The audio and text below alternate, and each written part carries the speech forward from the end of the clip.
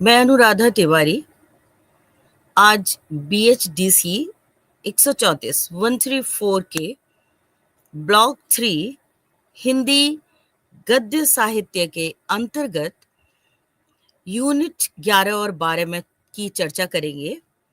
और इसके अंतर्गत हम आज जिस लेखक, जिस विद्वान का चयन कर रहे हैं वो हैं आचार्य रामचंद्र शुक्ल और उनका निबंध लोभ और प्रीति।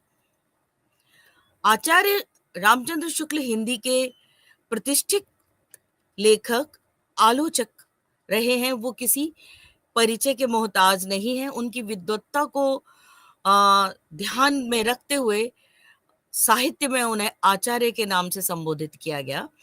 उन्होंने व्यवस्थित, अगर संक्षेप में देखें तो उन्होंने व्यवस्थित साहित्य सिद्धांतों की नींव रखी, हिंदी साहित्य का इतिहास लिखा और हिंदी साहित्य की व्यवहारिक आलोचना की। उन्होंने अपने निबंधों के माध्यम से एक क्रमबद्ध, विचारपूर्ण, आलोचनात्मक हिंदी गद्य लेखन का उत्कर्ष किया। निबंध के संदर्भ में हम जानते हैं कि निबंध शब्द निबंध धन घ, किसी विषय को निश्चित अर्थ में बांधना लेकर के होता है। तुलसीदास जी ने कहा है कि भाषा निबंधमति मंजुलम आत्नोति। मंजुल भाषा से निबद्ध विचार ही निबंध हैं। ये थोड़ा सा निबंध के बारे में मैंने आपको बताया, किंतु इसके पूर्व हम शुक्ल जी के संक्षिप्त जीवन परिचय को समझेंगे। आचार्य शुक्ल का जन्म 4 अक्टूबर 1884 में बस्ती के अगौना नामक गांव में हुआ और आपकी प्रारंभिक शिक्षा मिर्जापुर और बाद में कालांतर में प्रयाग में हुई। मिर्जापुर के लंदन मिशन स्कूल से शुक्ल जी ने अंतिम जो स्कूल की परीक्षा उत्तीर्ण की वो 1909 में की। शुक्ल जी ने कायस्थ पाठशाला प्रयाग से इंटर किया। आगे उन्होंने समस्त अध्ययन स्वाध्याय ही से किया। आचार्य शुक्ल का बचपन अवध क्षेत्र में गुजरा और आरंभिक शिक्षा के साथ उन्होंने अंग्रेजी, बंगला, उर्दू, हिंदी भाषा और उनके गंभीर अध्ययन किया। मिर्जापुर में संबंध होता है भारतीय युग के महत्वपूर्ण रचनाकार, निबंधकार, संपादक चौधरी बद्री नारायण प्रेमघन से।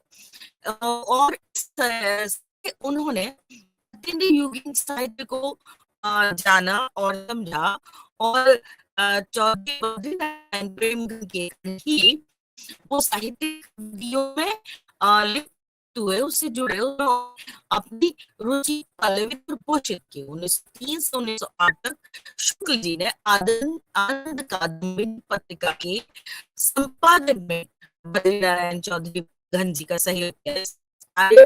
से पैदा नहीं हुआ कि वो भाषा और संपादन की समझ को जान गए। इस दौरान उनके साहित्य का अध्ययन भी आरंभ हो चुका था और उनका एक महत्वपूर्ण निबंध कविता क्या है 1909 में सरस्वती में प्रकाशित हुआ। स्कूली शिक्षा समाप्त होने के कुछ महीने बाद 1904 से 1908 तक वे लंदन मिशन स्कूल में ड्राइंग शिक्षक रहे। इस तरह शुक्ल जी के लेखन की दिशा दशा तय करने में उनके मिर्जापुर के निवास का महत्वपूर्ण स्थान, महत्वपूर्ण योगदान रहा है। 1908 में आचार्य रामचंद्र शुक्ल मिर्जापुर से काशी आ गए और काशी में नागरी प्रचारणी सभा में निर्मित होने वाले हिंदी शब्द सागर की महत्वाकांक्षी परियोजना में सहायक संपादन का दायित्व उन्होंने संभाला। उस समय शुक्ल जी की उम्र लगभग 24-25 वर्ष की थी और उनका इसके बाद का समस्त जीवन काशी में ही बीता। और इस कोश के प्रधान संपादक बाबू श्याम सुंदर दास थे। इस कोश में कई लोग जुड़े हुए थे, जैसे बालकृष्ण भट्ट, लाला भगवान दीन, बाबू अमीर सिंह, बाबू जगमोहन वर्मा। किंतु बात असली मुद्दे की ये है कि ये सभी लोग इस परियोजना से कभी जुड़ते थे, कभी निकलते थे, किंतु रामचंद्र शुक्ल एक ऐसी शख्सियत थे जो इसमें आदि से अंत तक बने रहे। 1927 में इस कोष का कार्य पूरा हुआ और इस कोष की लंबी भूमिका आचार्य रामचंद्र शुक्ल के द्वारा की गई। बाद में यही भूमिका परिवर्तित में हिंदी साहित्य के इतिहास के रूप में प्रकाशित हुई।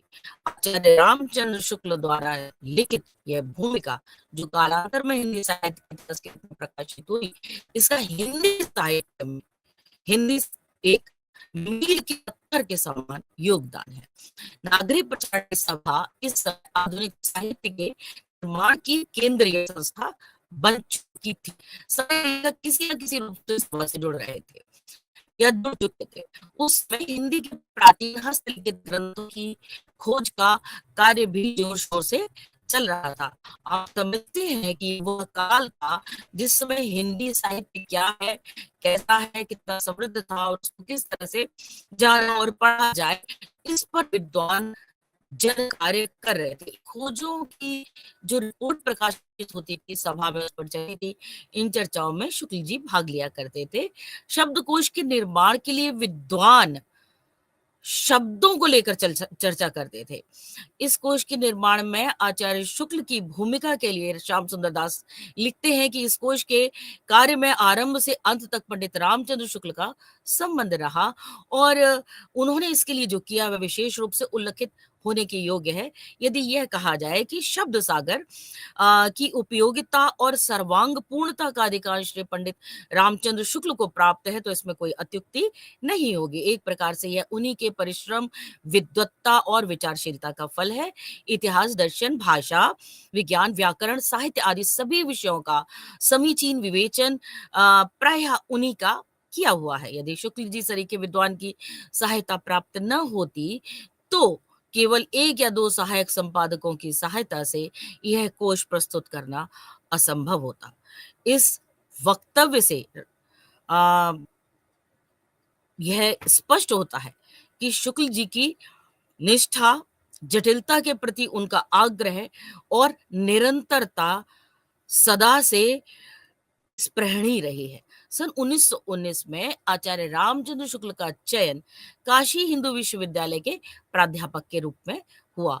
उस समय श्याम सुंदर दास यहाँ के हिंदी विभाग के अध्यक्ष थे और उसी समय शुक्ल जी हिंदी शब्द सागर परियोजना के सहायक संपादन के साथ साथ काशू हिंदू विश्वविद्यालय में प्राध्यापक भी हुए। सन 1937 में श्याम सुंदर दास के निधन के पश्चात आचार्य रामचंद्र शुक्ल के कंधों पर हिंदी विभाग के अध्यक्ष का कार्य भी या दायित्व भी आया और फिर वे जीवन पर्यंत हिंदी विभाग के अध्यक्ष रहे। उस दौर में हिंदी साहित्य को पढ़ाने के लिए पाठ्य सामग्री का अभाव को पूर्ण करना सबसे महत्वपूर्ण कार्य था। शुक्ल जी ने इस कार्य में हाथ लगाया और 1919 से वे छात्रों को पढ़ाने के क्रम में हिंदी साहित्य के इतिहास के नोट्स तैयार कर रहे थे। यह कार्य उन्होंने हिंदी शब्द सागर के संपादन के दौरान भी किया था। अब इस ग्रंथ की भूमिका को सुधार संवार कर उन्होंने हिंदी साहित्य का इतिहास लिखा। हिंदी साहित्य के इतिहास का ढांचा बनकर तैयार हो गया था जिसे छात्रों के साथ साथ कोई भी हिंदी प्रेमी पढ़ सकता था, समझ सकता था और एक रूपरेखा हिंदी साहित्य की जान सकता था। इस क्रम में शुक्ल जी ने सूरदास के भ्रमर गीत संबंधी पदों को इकट्ठा किया और उसकी विस्तृत भूमिका लिखी और जैसी ग्रंथावली का संपादन किया और उसकी भी एक बहुत लंबी भूमिका लिखी है जो आज भी छात्रों के बहुत काम की है। आलोचकों, छात्रों से ज्यादा शिक्षक और आलोचकों का भी वो पथ प्रदर्शन करती है। शुक्ल जी के इस कार्य को आलोचना और प्राध्यापकीय आलोचना के मेल के रूप में देखा जा सकता है। शुद्ध जी का आलोचक होना और शिक्षक होना हिंदी साहित्य के लिए एक महत्वपूर्ण आवश्यक पटभूमिका के रूप में प्रस्तुत हुआ। इस बीच शुक्ल जी ने, चूंकि शुक्ल जी एक गंभीर अध्येता थे, उन्होंने काव्य शास्त्र और साहित्य सिद्धांतों का भी गंभीर चिंतन और मनन किया जिसको उनकी पुस्तक रस मीमांसा और चिंतामणि में देखा जा सकता है। चिंतामणि में उन्होंने मनोविकार संबंधी निबंधों के साथ साथ साहित्य सिद्धांतों का भी विश्लेषण किया, मूल्यांकन किया। अब तक शुक्ल जी की राष्ट्रीय ख्याति स्थापित हो चुकी थी हिंदी साहित्य के क्षेत्र में, और चिंतामणि पर उन्हें अत्यंत प्रतिष्ठित मंगला प्रसाद पारितोषिक प्रदान किया गया। इसके संदर्भ में इतना ही कहा जाना है कि यह पुरस्कार काशी के मंगला प्रसाद परिवार के द्वारा साहित्य के क्षेत्र में विशेष योगदान करने वाले लेखक को दिया जाता था। इसकी स्थापना पुरुषोत्तम दास टंडन ने की थी, जो हिंदी साहित्य सम्मेलन के द्वारा दिया जाता था। इस दौर में यह पुरस्कार इतना प्रतिष्ठित था कि जिस कृति पर यह पुरस्कार दिया जाता था, उसके अगले संस्करणों पर यह प्रकाशित किया जाता था कि इस पुस्तक को मंगला प्रसाद पारितोषिक प्रदान किया गया है। यह पारितोषिक ही आचार्य रामचंद्र शुक्ल की प्रतिष्ठा की सार्वजनिक स्वीकृति भी था। अगर ये कहा जाता है कि अगर उन्हें यह पुरस्कार न दिया गया होता तो यह पारितोषिक ही संदेहास्पद हो जाता। काम के अतिरिक्त बोझ के कारण और व्यस्तता के कारण उनसे एक उपेक्षा हुई होती शारीरिक स्वास्थ्य की। इस कारण से अपने सेवा काल में ही शिक्षक विभागाध्यक्ष रहने के दौरान ही 2 फरवरी 1941 को हृदय गति रुक जाने से आचार्य रामचंद्र शुक्ल का देहावसान हुआ। अब हम लोग इसके पश्चात उनके प्रभुत साहित्य सर्जन पर एक दृष्टि डालेंगे। डॉक्टर रामविलास शर्मा कहते हैं कि हिंदी आलोचना में आचार्य रामचंद्र शुक्ल का वही महत्व है जो हिंदी साहित्य में उपन्यासकार या उपन्यास के क्षेत्र में प्रेमचंद्र का और काव्य के क्षेत्र में निराला का। अर्थात रामचंद्र शुक्ल हिंदी आलोचना के हम लोग बात निबंध की कर रहे हैं, किंतु हम ये जरूर जानेंगे कि किस प्रभुत मात्रा में आचार्य रामचंद्र शुक्ल में साहित्य की सेवा की, और उसमें उनका आलोचक का पक्ष सबसे समर्थ है। उनकी आलोचना को 3 हिस्सों में बांटा जा सकता है। उनके मिर्जापुर के प्रवास के समय का कार्य, काशी नागरी प्रचारणी सभा से का कार्य, और बनारस हिंदू विश्वविद्यालय का उनका अध्यापन का युग। उनके लेखन का प्रारंभ मिर्जापुर में हो गया, तो उस समय उनकी कुछ कविताएं ध्यान है या ध्यान योग्य है कि 1903 में उनकी कहानी प्रकाशित थी 11 वर्ष का समय। कहानी के इतिहास पर चर्चा करते हुए इस कहानी पर भी चर्चा करते हैं। 1901 के आसपास उनके लिए तत्कालीन प्रतिष्ठित पत्रिका सरस्वती में प्रकाशित होने लगी। महावीर प्रसाद द्विवेदी ने उनकी रचनाओं को विशेष महत्व देकर पत्रिका सरस्वती में प्रकाशित किया।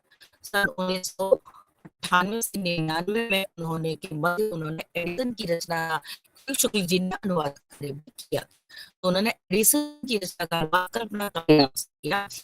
और मेगास्थनीज का भारतवर्ष, इस लेख का भी उन्होंने अनुवाद किया। 1903 से 1908 तक वे चौधरी बद्री नारायण प्रेम घन की पत्रिका आनंद कादम्बनी का के सहायक संपादक बनाए गए, और इस समय उन्होंने अनेकों हिंदी लेखकों के संस्मरण और जीवन चरित भी लिखे।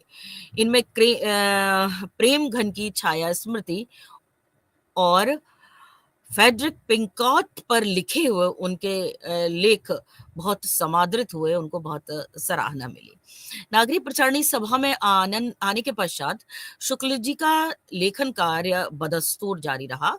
हिंदी भाषा के विकास के लिए स्थापित, ध्यान देने योग्य है कि हिंदी भाषा के विकास के लिए स्थापित काशी नागरी प्रचारणी सभा का हिंदी आलोचना विकास में बहुत योगदान था। सभा ने प्राचीन साहित्य को खोज निकालने का तो कार्य किया ही था, साथ ही साथ हिंदी भाषा की व्याकरण, उसका शब्दकोश और उसके इतिहास को लिखने और लिखवाने में भी महत्वपूर्ण भूमिका अदा की, क्योंकि यह वह काल था जब हिंदी साहित्य के स्वरूप को समेटा जा रहा था, संजोया जा रहा था शिक्षकों, रुचि लेने वालों और छात्रों के दृष्टिकोण से। 1909 से लेकर 1914 तक आचार्य शुक्ल नागरी प्रचारणी पत्रिका के संपादक बने। हिंदी शब्द सागर की लंबी भूमिका 1927 में हिंदी भाषा का विकास से लिखी, जो आगे चलकर हिंदी साहित्य इतिहास का आधार बनी। इस दौर में शुक्ल जी अनुवादक के भी सक्रिय रहे।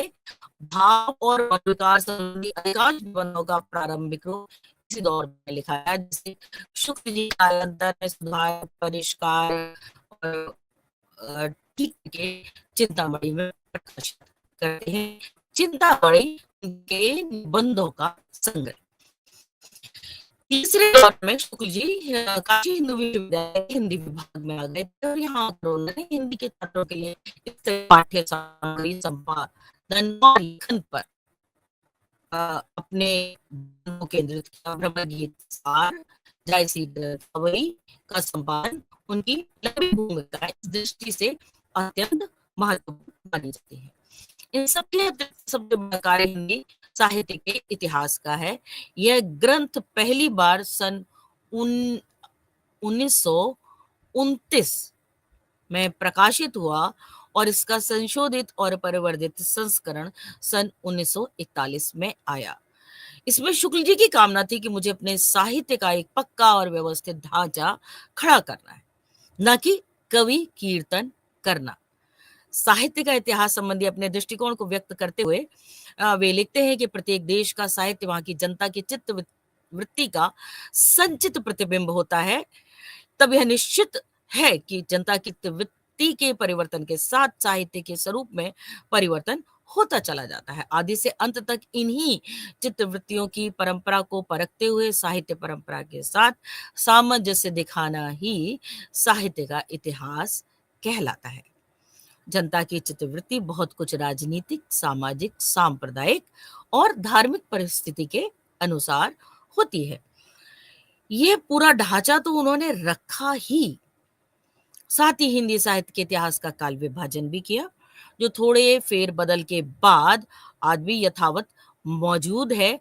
और सबसे बड़ी फिर ध्यान देने योग्य बात है कि आप हिंदी साहित्य के शुक्ल जी द्वारा रचित हिंदी साहित्य के इतिहास से संतुष्ट हो या ना हो, आप उसको मानते हो या ना मानते हो, किंतु उसको जाने समझे पढ़े बिना ना तो आप साहित्य के इतिहास के पक्ष में खड़े हो सकते हैं ना विपक्ष में।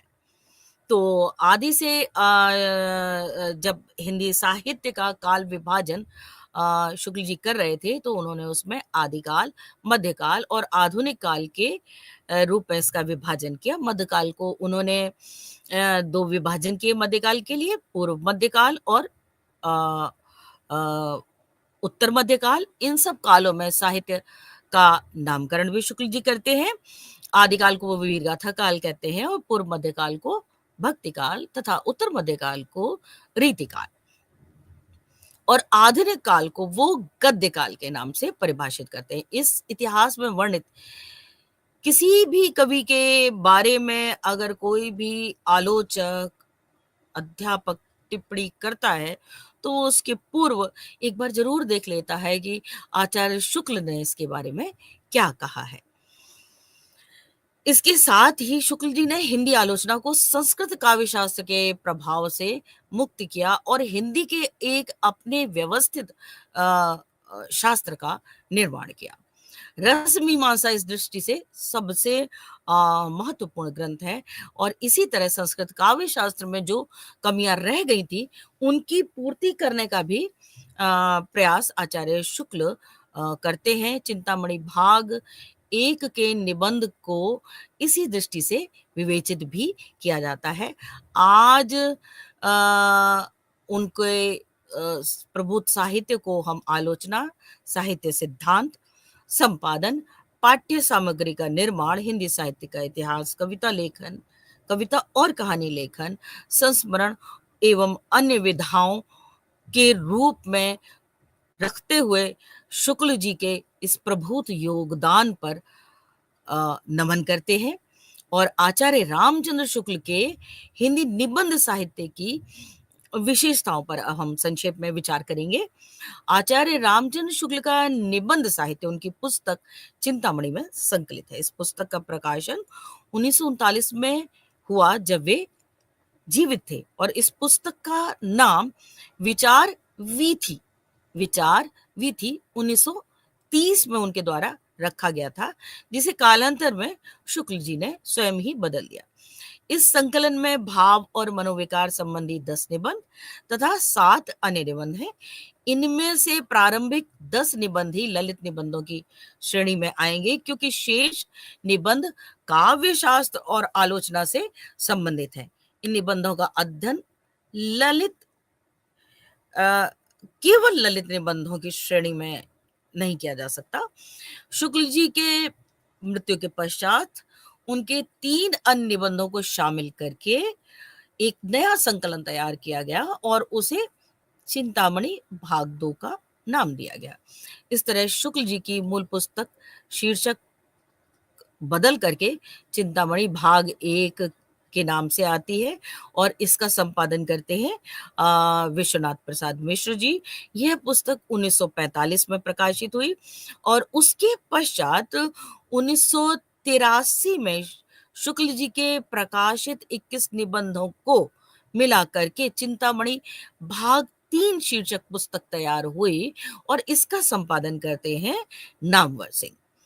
शोधकर्ताओं ने शुक्ल जी के कुछ और निबंध खोजे और कुछ अंग्रेजी निबंधों का हिंदी में अनुवाद किया और चिंतामणि भाग 4 नामक एक पुस्तक तैयार की और इस पुस्तक में उनके कुल 47 निबंध संकलित किए गए और इसका संपादन कुसुम चतुर्वेदी और ओम प्रकाश सिंह ने किया। तो उनकी यह पुस्तक 2002 में प्रकाशित हुई और इस तरह से कुल उनके 89 निबंध आज के दिन तक उपलब्ध हैं अलग अलग संकलनों में। शुक्ल जी के इन निबंधों को 2 भागों में बांट सकते हैं, मनोविकार संबंधी ललित निबंध और आलोचनात्मक निबंध। आलोचनात्मक निबंधों में सैद्धांतिक और व्यावहारिक दोनों प्रकार के निबंधों की विवेचना की गई है। शुक्ल जी की आलोचना और काव्य शास्त्रीय चिंतन के घेरे में ही इन निबंधों की विवेचना की जानी चाहिए। निबंध साहित्य के अध्ययन में भाव और मनोविकार संबंधी निबंधों का अध्ययन होता है और होना भी चाहिए। आचार्य शुक्ल ने चिंतामणि की एक अति संक्षिप्त भूमिका लिखी और इस भूमिका में उन्होंने अपने निबंधों की कुछ विशेषताएं स्वयं ही बता दी और वो कहते हैं निवेदन में, पुस्तक में निवेदन के अंतर्गत वे बताते हैं कि इस पुस्तक में मेरी अंतर यात्रा में पढ़ने वाले कुछ प्रदेश हैं। यात्रा के लिए निकलती रही बुद्धि पर हृदय के साथ लेकर अपना रास्ता निकालती हुई बुद्धि जहां कहीं कहीं मार्मिक या भावाकर्षक स्थलों पर पहुंचती है, वहां हृदय थोड़ा रमता है और अपनी प्रवृत्ति के अनुसार कुछ कहता है। इस प्रकार यात्रा के श्रम का परिहार होता है। बुद्धि पथ पर हृदय भी अपने लिए कुछ न कुछ पाता रहा है। बस इतना ही निवेदन करके इस बात का निर्णय मैं विज्ञ पाठकों पर छोड़ता हूं कि ये निबंध विषय प्रधान है या व्यक्ति प्रधान। यह निवेदन उन्होंने 2 फरवरी को 1939 को काशी में कहा है। इन निबंधों का विषय, जिसे शुक्ल जी प्रदेश की संज्ञा देते हैं, हृदय में स्थित भाव और मनोविकार है, लेकिन इनका लेखन, विश्लेषण, मूल्यांकन बुद्धि के द्वारा किया गया है। अर्थात अंतिम विश्लेषण में ये निबंध बुद्धि प्रधान ही कहे जा सकते हैं, लेकिन इनमें शुद्ध बौद्धिक विवेचन नहीं है। कहीं कहीं शुक्ल जी ने अपने हृदयगत भावों को वाणी दी है। जहां शुक्ल जी ने ऐसा किया है वहां ये निबंध मार्मिक और भावाकर्षक हो जाते हैं। ये कहा जा सकता है कि ये निबंध भावों का साक्षात्कार नहीं कराते वरन उसके स्वरूप को स्पष्ट करते हैं। यह एक साहित्य की दृष्टि से यह एक बौद्धिक व्यापार है। शुक्ल जी के समय में निबंधों के स्वरूप को लेकर के उनके रूप को लेकर के काफी बहस होती थी। इसी संदर्भ में वो विज्ञ पाठकों से हल्का सा परिहास भी कभी करते हैं और कहते हैं कि चाहे आप इसे विषय प्रधान कहें या फिर व्यक्ति प्रधान।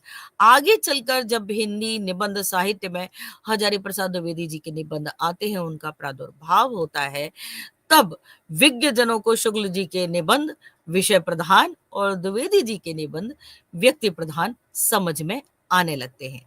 शुक्ल जी से पहले भी भारतीय युग के बहुत सारे लेखकों ने इस तरह के छुटपुट निबंध लिखे थे। प्रताप नारायण मिश्र ने चिंता, छल, खुशामद बात जैसी वृत्तियों पर छुटपुट निबंध लिखे। अन्य लेखकों ने भी इसी तरह के विचार और परिहास के अद्भुत मिश्रण से युक्त निबंधों की रचना की, किंतु किसी ने भी बहुत गंभीरता पूर्वक या सांस्कृतिक दृष्टि से इन विषयों का विवेचन नहीं किया जिस प्रकार से शुक्ल जी ने किया। असल में शुक्ल जी साहित्य सिद्धांतों के जानकार थे, व्याख्याकार थे और साहित्य सिद्धांतों के सर्जक भी थे। उन्होंने बहुत विस्तार से संस्कृत काव्य शास्त्र का अध्ययन और मनन किया। संस्कृत आचार्यों के बीच भरत के रस सूत्र पर गहन विचार मंथन किया गया। भरत का सूत्र है कि विभाव, अनुभाव और व्यभिचारी भावों के सहयोग से रस की निष्पत्ति होती है। इस सूत्र के एक एक बिंदु को लेकर के पर्याप्त विचार विमर्श हुआ और उनमें से एक प्रश्न यह भी उठा कि इस रस सूत्र में भरत ने स्थायी भाव का उल्लेख क्यों न किया। गणेश त्र्यंबक देशपांडे ने इस प्रश्न पर विचार करते हुए रस की दो परंपराओं का उल्लेख किया कि एक परंपरा मानती है कि स्थायी भाव ही रस होता है, स्थायी भाव ही रस होता है, इसलिए भरत ने इसका उल्लेख नहीं किया। और दूसरी परंपरा ये कहती है कि रस स्थायी विलक्षण होता है, इसलिए भरत ने इसका उल्लेख नहीं किया। यह दूसरी परंपरा अभिनव गुप्त की थी, जो आगे चलकर संपूर्ण भारतीय बौद्धिक समाज की मूल्य मान्यता के रूप में स्थापित हुई। इस बहस के बीच में शुक्ल जी ने महसूस किया कि संस्कृत में इन स्थायी भावों का कहीं कोई स्वरूप विवेचन नहीं मिलता है। किसी आचार्य ने इसकी आवश्यकता भी कभी महसूस नहीं की कि इन भावों के स्वरूप का विश्लेषण विवेचन कर दिया जाए। वे सिर्फ स्थायी भावों का ही क्यों, अन्य किसी भी भावों का मनोवैज्ञानिक या सामाजिक विवेचन को पाठकों के दृष्टिकोण से कभी भी साहित्य के लोक में नहीं किया।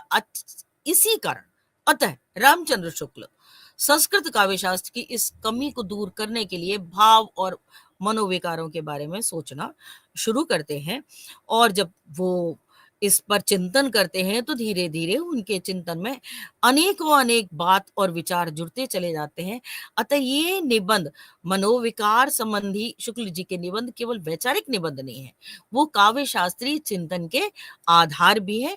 अतः इनको शास्त्रीय निबंध की कोटि में भी रखा जा सकता है। इसी कारण शुक्ल जी ने चिंतामणि में इन भावों के विवेचन के तत्काल पश्चात कविता क्या है निबंध को भी सम्मिलित किया। कविता क्या है निबंध को समझने के लिए, जानने के लिए शुक्ल जी की भाव विवेचन को जानना बेहद आवश्यक हो जाता है। संस्कृत की आत्मवादी काव्य परंपरा भावों को शाश्वत मानती है। उनमें ना तो कहती है कि ना तो उनमें परिवर्तन होता है और ना ही उनका विकास होता है। शुक्ल जी इस धारणा को ध्वस्त करते हैं, इसको नहीं मानते हैं।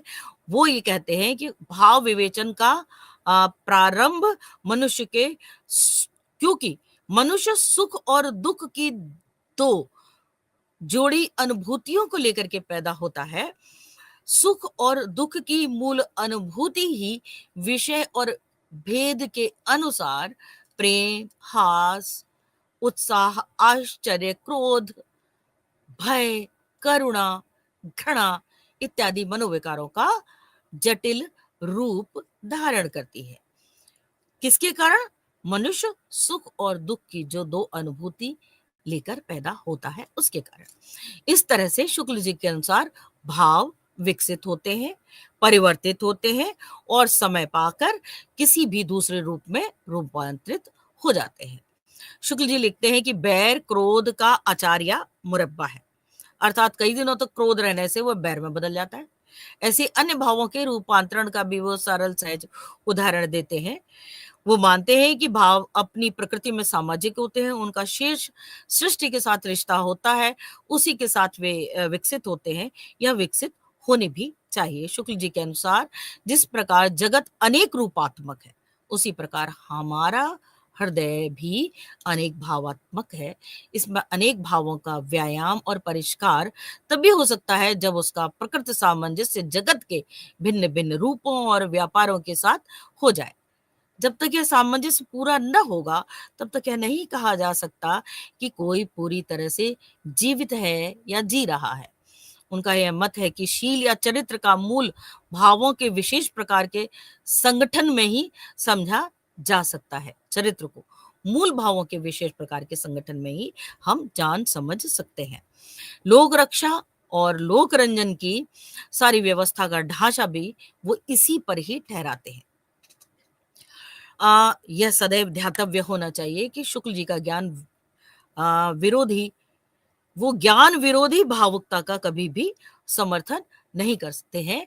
उनके अनुसार ज्ञान का संबंध दर्शन से लेकर भाव का संबंध कविता से होता है। ज्ञान का संबंध वो दर्शन से मानते हैं और भाव का संबंध वो कविता से मानते हैं। विचार या दर्शन जहां भाव का सहारा लेकर के आता है, तब वह काव्य के क्षेत्र में प्रविष्ट होता है। ये शुक्ल जी का कथन है। वे कल्पना को भी भावों के अधीन ही रखते हैं। वे भाव का संबंध कविता से जोड़ते हैं। शुक्ल जी भाव के परिष्कारों को जरूरी मानते हैं, लेकिन यह परिष्कार सिर्फ भाव के स्तर पर ही संभव नहीं हो सकता। शेष सृष्टि के साथ भाव का संपर्क होना चाहिए। यह कार्य कविता करती है और उनके अनुसार कविता मनुष्य के हृदय को व्यक्तिगत संबंध के संकुचित मंडल से ऊपर उठाकर लोक सामान्य भाव भूमि पर ले जाती है, जहां जगत के नाना रूपों और व्यापारों के साथ उसके प्रकृत संबंध का सौंदर्य दिखाई पड़ता है। इस सौंदर्य के अभ्यास से हमारे मनोविकारों का परिष्कार और जगत के साथ हमारे रागात्मक संबंधों की रक्षा और निर्वाह होता है। हम आगे बात करते हैं हिंदी निबंध के विकास में रामचंद्र शुक्ल जी का योगदान।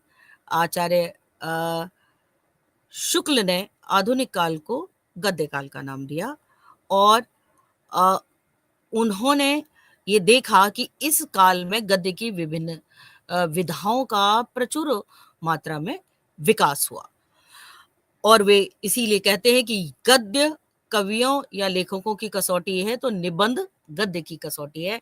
भाषा की पूर्ण शक्ति का विकास निबंध वही सबसे अधिक संभव होता है। इसका अर्थ है कि आधुनिक काल की सबसे प्रभावशाली विधा निबंध है। हालांकि मात्रा की दृष्टि से पाठकों की संख्या उपन्यास और कहानी की तरफ अधिक है। उपन्यास और कहानी को पाठक ज्यादा पसंद करते हैं, लेकिन भाषा के महत्व की दृष्टि से, विचार के महत्व की दृष्टि से गद्य विधा का महत्वपूर्ण हिस्सा निबंध है। और इसीलिए हिंदी साहित्य के इतिहास में निबंध के विकास को आचार्य शुक्ल विशेष स्थान देकर या विशेष महत्व देकर उल्लेखित करते हैं। हिंदी में निबंध का आगमन प्रेस और पत्रकारिता के साथ होता है। आरंभिक हिंदी साहित्यिक पत्रिकाओं में निबंध अनिवार्य रूप से होता था। यह शिक्षित वर्ग की पाठ्य विधा है। यह बहुत आवश्यक है कि निबंध में कम जानकार, कम जिज्ञासु और आलोचनात्मक दृष्टिकोण न रखने वाले लोगों की रुचि नहीं होती है। कविता को सुना जा सकता है, किंतु निबंध का आस्वाद करने के लिए शिक्षित होना बहुत आवश्यक है। ये पाठकों के प्रबुद्ध होने का भी एक प्रमाण है। अपने ज्ञान को लगातार विकसित करने की चेष्टा करने वाला पाठक ही निबंध पढ़ता है, अर्थात यह मनोरंजक विधा नहीं है। मनोरंजन के लिए वह कहानी पढ़ सकता है, उपन्यास पढ़ सकता है, किंतु निबंध का पाठक वही होता है जो विचार के क्षेत्र में, जिसके अंदर जिज्ञासा होती है, वो कुछ जानना समझना चाहता है और जिसका दृष्टिकोण वैचारिक रूप से स्थिर होता है, जिज्ञासु होता है। शुक्ल जी जिन भावों और मनोविकारों पर लिखते हैं वो उसको वहां पर छोटे छोटे उदाहरण देकर के भी समझाते रहते हैं, जिससे कि पाठकों की रुचि उनमें बनी रहे। हम लोग अभी आचार्य शुक्ल के निबंध लोभ और प्रीति का अध्ययन करेंगे।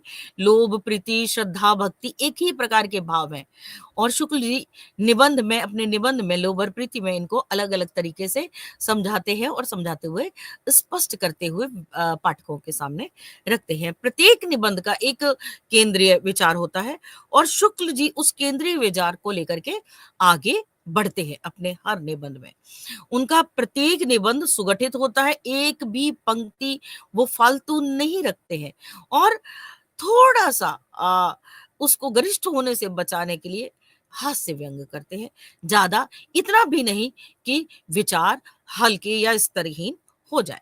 शुक्ल जी के अनुसार निबंध उसी को कहना चाहिए जिसमें व्यक्तिगत अ क्षमता हो, विशेषता हो और जिस प्रकार उसके हम उस गद्य खंड को पढ़ करके समझ सकें कि यह लेखक या निबंधकार विचारों से परिपूर्ण और गंभीर विचारों की श्रृंखला को क्रमबद्ध पाठकों के रूप में सामने रखने के लिए समृद्ध है।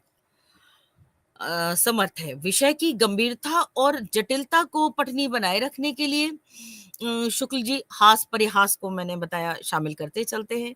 जीवन के कुछ चित्र भी वे शामिल कर देते हैं ताकि सामाजिक अनुभव से पाठक तादात्म्य की स्थिति में आ सके और यह विचलन थोड़ा-सा अर्थ का विस्तार भी करता चलता है, किंतु जैसा पहले भी कहा मैंने, उनके निबंध में इतना कहीं नहीं होता कि वैचारिक हल्कापन आ जाए। अब हम लोग शुक्ल जी के निबंध लोभ और प्रीति की अंतर्वस्तु और उसका विश्लेषण करेंगे। 49 पैराग्राफ्स में निबद्ध ये निबंध जैसा कि पहले बताया गया है कि काव्य शास्त्रीय चिंतन को आधार मान करके लेकर के चलता है और ये उनके मनोविकार संबंधी निबंधों के क्षेत्र में आता है। ये केवल किंतु मनोविकार संबंधी ललित निबंध नहीं है, यह काव्य शास्त्रीय चिंतन की एक पीठिका के रूप में हिंदी साहित्य के इतिहास में आता है। यह मुख्य रूप से विचार प्रधान निबंध है।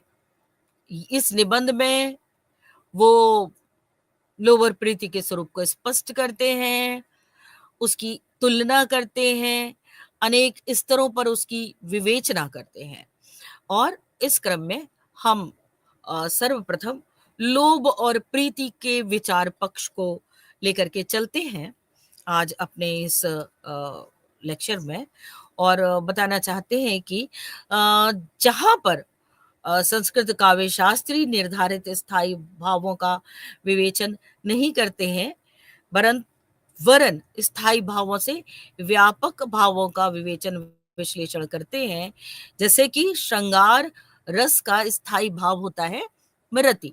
शुक्ल जी ने रति भाव पर निबंध लिखने का प्रयास कदापि नहीं किया, वरन वो लोभ और प्रीति पर निबंध लिखते हैं। रति भाव इन्हीं मनोभावों के अंतर्गत व्याख्यात हो सकता है।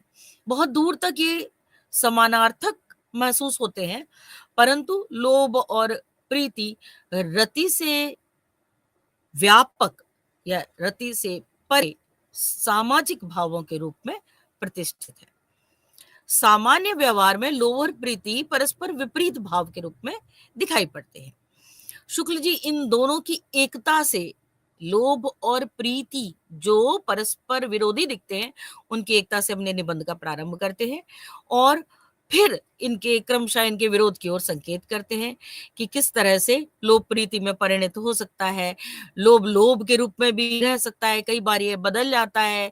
ये दोनों मनोविकार सुख या आनंद देने वाली वस्तु के प्रति होते हैं, जो वस्तु हमें अच्छी न लगे, आनंद प्रदान करने में सक्षम प्रतीत न हो, सुखद सुंदर न हो, ऐसी वस्तु के प्रति हमारे मन में न लोभ जागृत होगा न प्रेम या प्रीति। कोई वस्तु या व्यक्ति हमें पसंद आया, अच्छा लगा, उससे हमें सुख या आनंद का अनुभव हुआ, अर्थात वह वस्तु या व्यक्ति आनंद स्वरूप है, हम उस पर मुग्ध तो हुए पर हमें लोभ और प्रेम नहीं हुआ। अच्छी चीजें सबको अच्छी लगती है, स्वाभाविक सी बात है। लोभ तब तक माना जाता है जब तक हमारे मन में उसे प्राप्त करने की इच्छा जागृत होती है। जब संवेदनात्मक अवयव के साथ इच्छात्मक अवयव का संयोग होता है, अर्थात उस वस्तु को प्राप्त करने की, दूर न करने की, नष्ट न होने देने की इच्छा प्रकट होती है, तब हमारा लोभ लोगों पर खुलता है। किसी वस्तु का अच्छा लगना, उसे प्राप्त करने का प्रयत्न करना, यह प्रेम और लोभ में समान रूप से होता है। दोनों प्रीतिकर वस्तु को प्राप्त करना चाहते हैं, उसे अपने पास रखना चाहते हैं। दोनों में अंतर एक ही होता है, लोभ सामान्योन्मुखी होता है और प्रेम विशेषोन्मुखी होता है। कोई अच्छी चीज देखी, उसे लेने दौड़ पड़े, यह लोभ हुआ। किसी ने कोई खास वस्तु या व्यक्ति को देखा और उसे प्राप्त करने का प्रयास किया, बाद में उससे भी अच्छी कोई वस्तु दिखाई पड़ी या उससे भी अच्छा कोई व्यक्ति दिखाई पड़ा, तो भी उसकी तरफ आकृष्ट नहीं हुआ, यह प्रेम होता है। यह प्रेम का लक्षण है। इसके लिए शुक्ल जी ने वशिष्ठ मुनि की गाय का उदाहरण दिया है।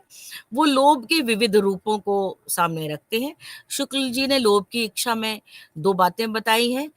एक तो प्राप्ति या सानिध्य की इच्छा, दूसरी दूर न करने या नष्ट न होने देने की इच्छा। उन्होंने इसके बाद प्राप्ति या सानिध्य की इच्छा के भी दो रूप बताए हैं। नंबर 1, इतने संपर्क की इच्छा जितनी किसी और की न हो। नंबर 2, इतने संपर्क की इच्छा जितना सब कोई या बहुत लोग एक साथ रख सके। सबके साथ आप भी किसी का सानिध्य प्राप्त कर रहे हैं, तब तक किसी को कोई कष्ट नहीं होता है। सबकी अभिरुचि भिन्न भिन्न हो, कोई किसी को चाहता है, कोई किसी को चाहता है, तब किसी को कोई परेशानी नहीं होती है। लोभ सामाजिक विरोध उत्पन्न करने वाला भाव होता है। सब यदि उसी वस्तु को चाहते हो तो आपस में प्रतिद्वंदता की स्थिति प्रकट हो जाती है। तब कहा जाएगा अमुक व्यक्ति बहुत लोभी है जो मांगने पर नहीं देता। उसी बात को दूसरा व्यक्ति कहेगा अमुक व्यक्ति बहुत लोभी है, हमेशा मांगता ही रहता है। शुक्ल जी के अनुसार इस प्रकार के दोनों ही व्यक्ति लोभी व्यक्ति की श्रेणी के अंतर्गत आते हैं। कई बार मनुष्य के लोभ पर दूसरे मनोविकारों का प्रभाव पड़ जाता है। दो लोभी व्यक्तियों के झगड़े में यदि किसी एक व्यक्ति को क्रोध आ गया और इस क्रोध के वशीभूत होकर उसने उस वस्तु को तोड़ दिया, तो उसको पक्का लोभी नहीं मानते हैं शुक्ल जी, क्योंकि लोभ पर क्रोध हावी हो गया। पक्का लोभी अपनी प्रिय वस्तु को कभी भी नहीं नष्ट करता है, वो धुन का पक्का होता है। वह इस मानसिकता में नहीं आता कि यदि मुझे नहीं मिला है तो किसी और को ना मिले। लेकिन लोभी व्यक्ति में शुक्ल जी के अनुसार हिंसक मनोवृत्तियों को भी देखा जा सकता है। शुक्ल जी मानते हैं लोभ के दो विषय होते हैं, सामान्य और विशेष। अच्छा खाना, अच्छा कपड़ा, अच्छा घर, अच्छा धन, ज्यादा धन, जिससे सब वस्तुएं सुलभ हो, सबको अच्छा लगता है, सब उसकी प्राप्ति की आकांक्षा करते हैं, ये सब लोभ के सामान्य विषय के अंतर्गत आते हैं। इस सहज वृत्ति से सहज और सामान्य वृत्ति मानकर समाज स्वीकार कर लेता है और तब समस्या तब आती है कि जब कोई व्यक्ति किसी खास चीज को चाहता है। फिर मनुष्य ने सामान्य लोभ की वस्तुओं को प्राप्त करने के लिए एक व्यवस्था कर रखी है, वो है मुद्रा का आविष्कार। इस मुद्रा से, धन से उसको सब कुछ मिल सकता है। परिणाम स्वरूप जो बातें पारस्परिक प्रेम की दृष्टि से, धर्म की दृष्टि से की जाती थी, कालांतर में वो इस व्यवस्था के अंतर्गत रुपए और पैसे की दृष्टि से होने लगती है, ऐसा वो मानते हैं।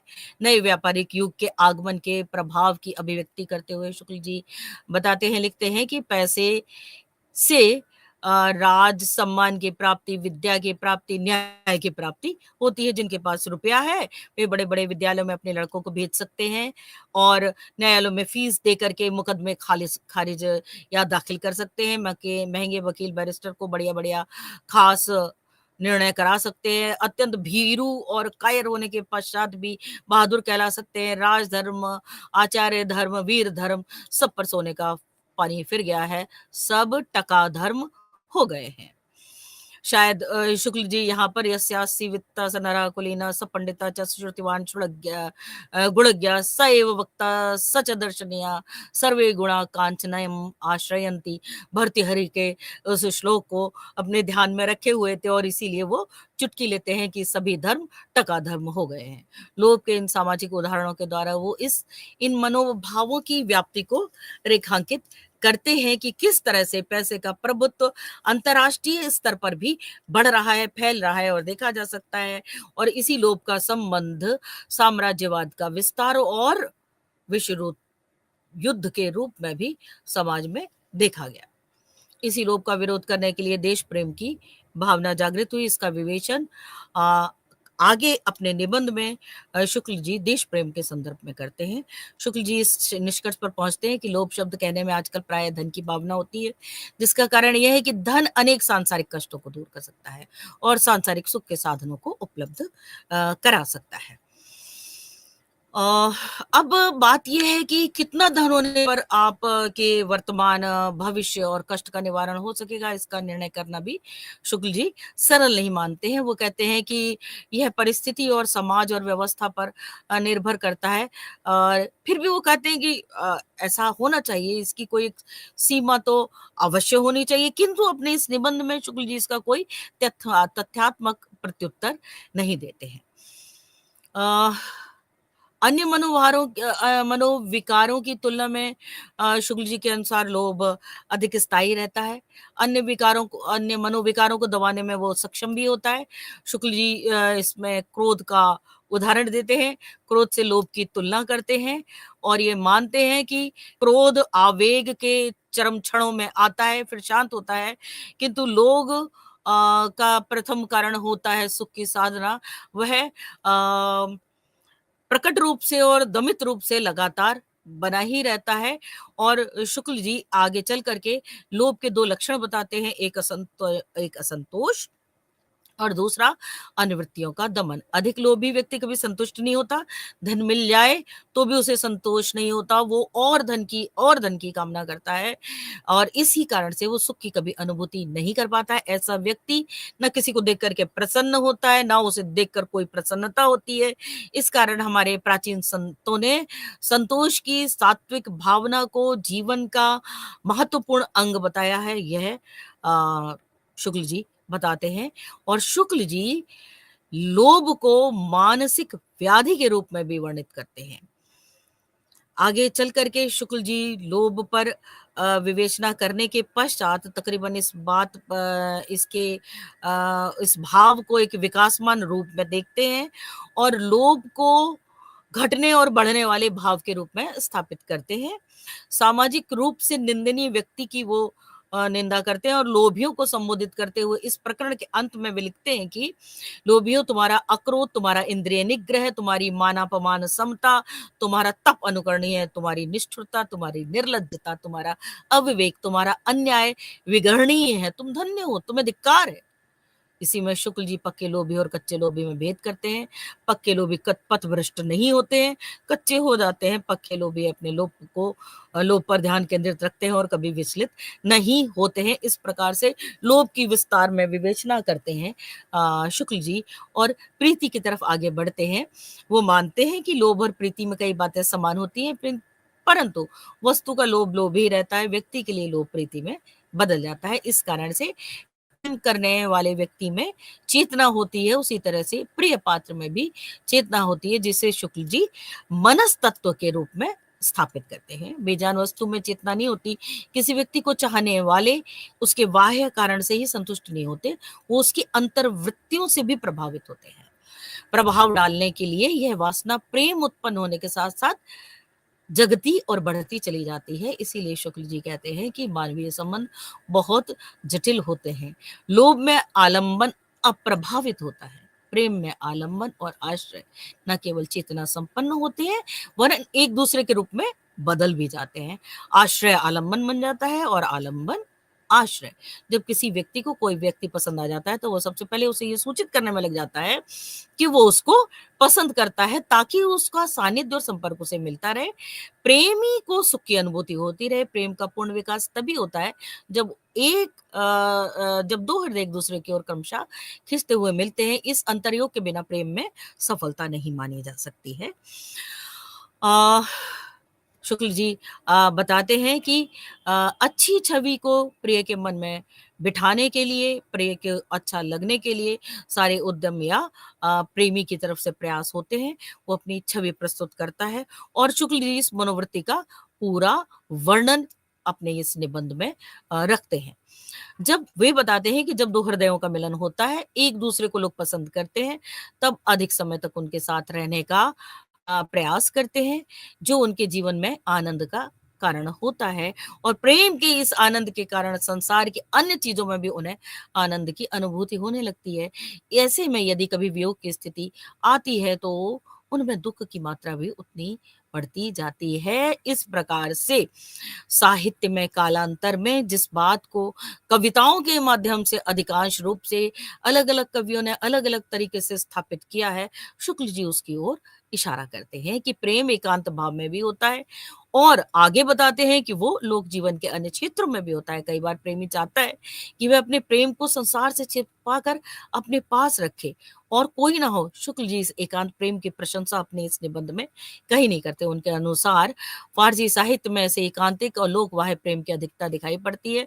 भक्ति साहित्य में भी कभी कभी एकांतिक प्रेम मिलता है, किंतु प्रेम लोक जीवन में जो घटित होता है, शुक्ल जी उसे एक काम्य और व्यापक मानते हैं। प्रेम के दिव्य प्रभाव से उसे अपने आसपास चारों ओर सौंदर्य की आभा फैली दिखाई पड़ती है, जिसके बीच वह बड़े उत्साह और प्रफुल्लता के साथ अपना कर्म सौंदर्य प्रस्तुत करता है।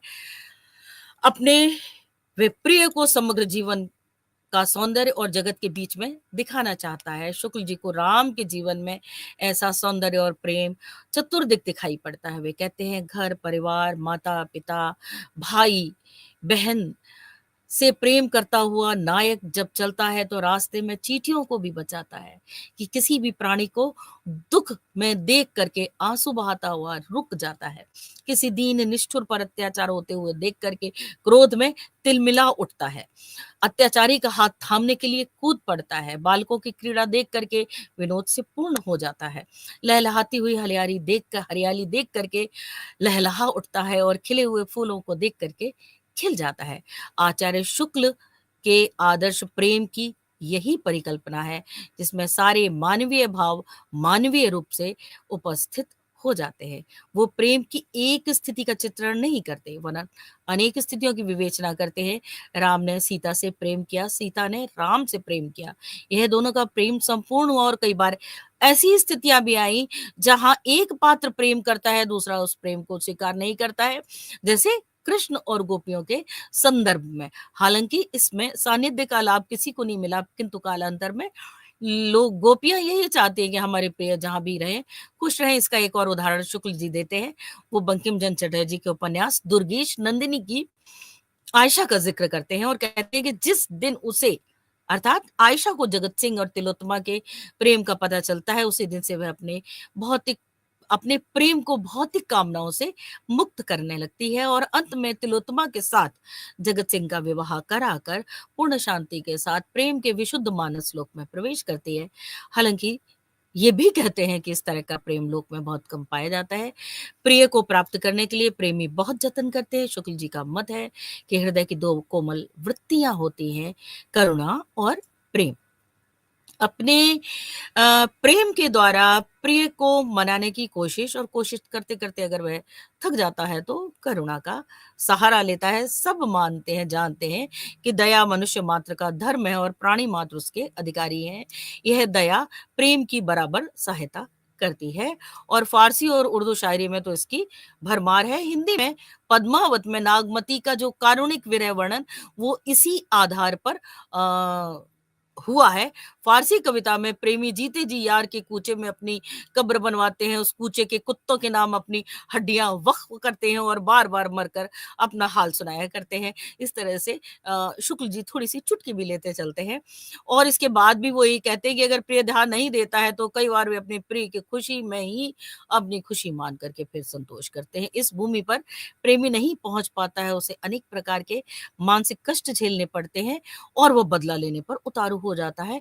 इससे ईर्ष्या, क्रोध आदि बुरे भावों का संचार होने की संभावना बढ़ जाती है। इस प्रकार से आते निबंध के काफी हिस्से में आगे बढ़ने पर आते हुए शुक्ल जी लगातार बताते हैं कि लोभ में भी ईर्ष्या और क्रोध बढ़ता है, और प्रेम में भी ईर्ष्या और क्रोध बढ़ता है। हालांकि साहित्य के में रूप लोभ को ही प्रेम का प्रवर्तक बताया गया है, परंतु शुक्ल जी दूसरे प्रकार के प्रेम का भी उल्लेख करते हैं। इसमें ना तो रूप का वर्णन होता है, ना प्रिय मुग्ध होता है, और उनमें प्रेम का भाव पनप जाता है। ऐसा भाव सतह पनपता है और स्थायी रूप से बना रहता है। शुक्ल जी इसे साहचर्य जन प्रेम की संज्ञा देते हैं, और यह प्रेम साथ रहते रहते जागृत होता है। यह ग्राहस्थिक प्रेम है। कवियों की दृष्टि इस प्रेम की तरफ कम गई है, और गोदान में होरी और धनिया के प्रेम को वो इसी तरह के साहचर्य जन्य प्रेम की दृष्टि में निरखते और परखते हैं। आ, शुक्ल जी इसी के अंतर्गत देश प्रेम को भी गिनते हैं। वो जिस समय साहित्य की सर्जना कर रहे थे, उस समय राष्ट्रीय स्वाधीनता का आंदोलन का समय था, और उस दौर में देश प्रेम की भावना की अभिव्यक्ति बहुत ही स्वाभाविक थी। हिंदी के लगभग सभी बड़े रचनाकार देश प्रेम की भावनाओं से ओतप्रोत रचनाएं लिख रहे थे, कर रहे थे, पढ़ रहे थे। और शुक्ल जी इस प्रेम को परिभाषित करते हुए यह अपने प्रेम की इस परिकल्पना में देश प्रेम को भी स्थान देते हैं, और धनी राष्ट्रों के देश प्रेम को साम्राज्यवाद की लिप्सा से जोड़ करके दिखाते हैं। भारत के लिए वो उसे देश की प्रतिष्ठा से जोड़ते हैं। लोभ और प्रेम के अंतर को रेखांकित करते हुए कहते हैं कि परस्पर प्रेम की दृष्टि से जो बातें की जाती थी, धर्म की दृष्टि से की जाती थी, अब इस दृष्टि से नहीं की जाती हैं। सब टकटकी पर टकटकी अपनी टके की ओर लगाए रहते हैं। राष्ट्रों की राजनीतिक दृष्टि में भी परिवर्तन होने लगा है। अब व्यापार नीति राजनीति का प्रधान अंग हो गई है। शुक्ल जी किस काल में इस बात को अपने निबंध में व्याख्यायित कर रहे हैं, जो आज भी सामयिक है। इस प्रकरण को आगे बढ़ाते हुए शुक्ल जी साम्राज्यवादी देशों की आर्थिक नीतियों की आलोचना करते हैं, और वो कहीं भी इंग्लैंड का जिक्र नहीं करते हैं, किंतु उनका निहितार्थ इंग्लैंड सहित बाकी यूरोपीय देशों की आर्थिक नीतियों को लेकर के ही होता है। वो कहते हैं कि बड़े बड़े राज्य माल की बिक्री के लिए लड़ने वाले सौदागर हो गए हैं। जिस समय धर्म की प्रतिष्ठा थी, एक राज्य दूसरे राज्य पर कभी विजय कीर्ति की कामना से डंके की चोट पर चढ़ाई करता था, अब सदा एक देश दूसरे देशों को चुपचाप दबे पांव धन हरण करने की ताक में लगे रहते हैं। इसी से भिन्न भिन्न राज्यों की परस्पर संबंध समस्या इतनी जटिल हो गई है कि कोई कोई लोभवश इतना अधिक माल तैयार करते हैं कि उसे किसी दूसरे देश के गले मड़ने की फिक्र में दिन रात मरते रहते हैं। यह जब तक व्यापार का उन्माद दूर नहीं होगा, तब तक पृथ्वी पर सुख शांति नहीं होगी। और शुक्ल जी यह भी मानते हैं कि यही समस्या नष्ट होने पर छात्र धर्म की प्रतिष्ठा होगी, क्षत्रिय धर्म की प्रतिष्ठा होगी। हालांकि ऐसा नहीं होता है, और कालांतर में विश्व युद्ध होता है, और किंतु शुक्ल जी साम्राज्यवादियों के लोभ का यथार्थ परक विश्लेषण करके रख देते हैं। उनका मत है कि जन्मभूमि का प्रेम, स्वदेश प्रेम, यदि वास्तव में अंतःकरण का कोई भाव है, तो स्थान लोभ के अतिरिक्त तो कुछ भी नहीं है। इस लोभ के लक्षणों से शून्य देश प्रेम कोरी बकवाद या फैशन के लिए गढ़ा हुआ शब्द है। इसके बाद देश प्रेम को परिभाषित करते हुए शुक्ल जी लिखते हैं कि यदि किसी को अपने देश से प्रेम है, तो अपने देश के मनुष्य, पशु, पक्षी, लता, गुल्म, पेड़, पत्ते, वन, निर्जर सबसे प्रेम होगा। वो ये कहते हैं कि जो है कभी नहीं सुनते कि चातक कहाँ चिल्लाता है, आंख भरकर यह नहीं देखते कि आम प्रणय सौरभपूर्ण मंजरियों से कैसे लदे हुए हैं, जो यह भी नहीं झांकते कि किसान के झोंपड़ों के भीतर क्या हो रहा है। वे 10 बने ठने मित्रों के बीच में भारतवासी की औसत आमदनी का परता बताकर देश प्रेम का दावा करते हैं। तो उनसे पूछना चाहिए कि भाइयों, बिना परिचय के ये कैसा प्रेम? जिसके सुख दुख के तुम कभी साथी नहीं हुए, उन्हें तुम सुखी देखना चाहते हो या समझते हो, और नहीं है समझते हो कि उनकी स्थिति क्या है। उनसे कोसों दूर बैठे बैठे, पड़े पड़े, खड़े खड़े तुम विलायती बोली में अर्थशास्त्र की दुहाई दिया करते हो, पर प्रेम का नाम तुमको उन सब के साथ नहीं घसीटना चाहिए। प्रेम हिसाब किताब की बात नहीं होता। हिसाब किताब करने वाले भाड़े पर मिल सकते हैं, पर प्रेम करने वाले नहीं। शुक्ल जी प्रेम की परिभाषा को देश प्रेम से जोड़ते हैं, और प्रेम की पहली पीढ़ी या पहली सीढ़ी, पहला सोपान परिचय को किसी भी परिचय को मानते हैं। यदि देश से प्रेम करना चाहते हैं तो देश से परिचय प्राप्त करना आवश्यक है। इस तरह देश जब हमारी आँखों में बस जाएगा, हम उसके बारे में जानेंगे, तब हमारे अंदर यह इच्छा जागेगी कि ये हमसे कभी भी ना छूटे, ये सदा खुशहाल रहे। यहाँ दुःख दारिद्र्य ना हो, इसकी उन्नति हो। यह प्रेम का सूत्र वे आगे बताते हैं कि देश के अतीत का स्मरण करना चाहिए। राम, कृष्ण, भीम, अर्जुन, विक्रमादित्य, कालिदास, भवभूति का स्मरण करना चाहिए। तभी हमारा देश से परिचय होगा और फिर देश से प्रेम। शुक्ल के अनुसार यही देश प्रेम का रास्ता है।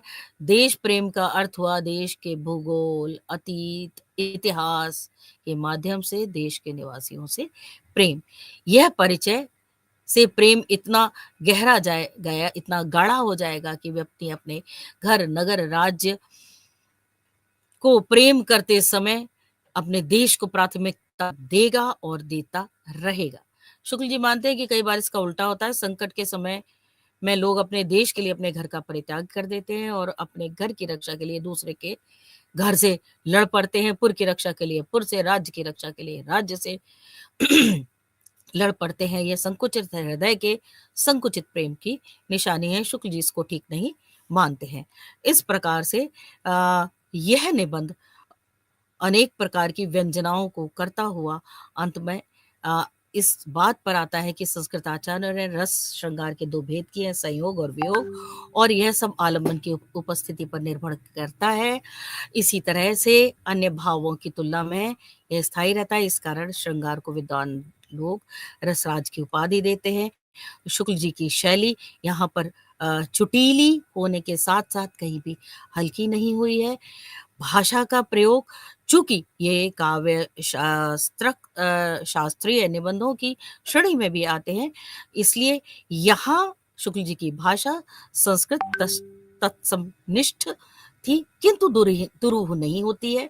वो अर्थ की गंभीरता के कारण तार्किक प्रवाह को लेते हुए भाषा की सहजता को अपनी विशेषता बनाते हैं और कई बार तद्भव शब्दों का भी प्रयोग करते हैं, सहज परिहास को भी लेके चलते हैं और गूढ़ से गूढ़ विषयों को बहुत सहजता और स्वाभाविकता के साथ पाठकों के मन में बिठाने में, समझाने में सक्षम होते हैं।